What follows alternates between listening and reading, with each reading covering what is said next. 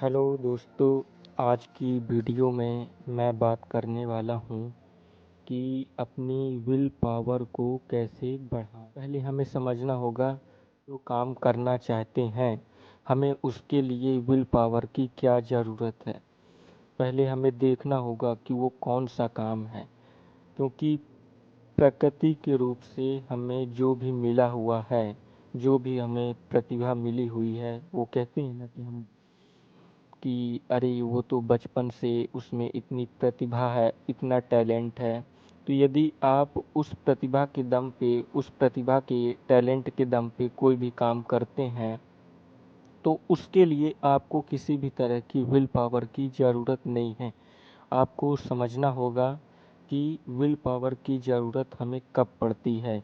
तो हमें will power की ज़रूरत तब पड़ती है जब हम कोई ऐसा काम करते हैं जो काम हमें चुनौती दे, जो काम हमें भीतर से बदलने के लिए मजबूर कर दे। उसके लिए हमें विल पावर की ज़रूरत होती है, और वो विल पावर हमारे कहीं ना कहीं भीतर ही होती है, भीतर ही छिपी होती है। वो सामने निकल कर उभर कर तब आती है जब हम उस काम को करने के लिए आगे बढ़ते हैं। हमें देखना होगा कि वो काम करके हमें कौन कौन से फायदे की लिस्ट देखनी होगी। यदि हमने ये काम को नहीं किया तो हमारा क्या नुकसान होगा। एक नुकसान की और एक फायदे की दोनों लिस्ट को हमें ध्यान से देखना होगा। हमारा दिमाग पहले से ही प्रोग्राम होता है, हमें हमारे दिमाग को बताना होगा कि यदि ये काम नहीं किया तो हमें क्या नुकसान होगा, अगले 2 सालों में क्या नुकसान हो सकता है।